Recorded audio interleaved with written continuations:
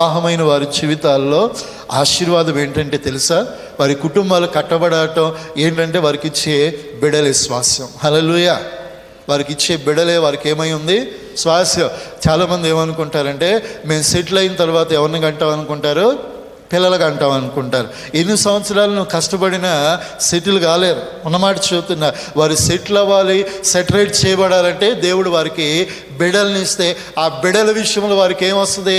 ఒక రెస్పాన్సిబిలిటీ, ఒక బాధ్యతతో వారు ఏం చేయగలుగుతారు? మరీ ఎక్కువ కష్టపడగలుగుతారు. అంతేగాని ఒంటిగా మ్యారేజ్ అయ్యి ఒంటిగా ఉన్నారనుకోండి, నేను చెప్పే మాట, ఎందుకంటే సమాజంలో నేను చాలామంది కుటుంబ వ్యవస్థలను చూస్తున్నాను కాబట్టి వారికి చెప్పే మాట, ఏదో సంపాదించుకుందామంటే అప్పుడు మన జీవితాల్లో ఏముంటుందంటే విచ్చలవిడితనమే. ఏది కావాలన్నా కొంటాం, ఖర్చు లేదు, ముందు వెనక చూడం. అదే బిడలుంటే ఒక రూపాయి కూడా ఏం చేస్తారు? వెలే కదా.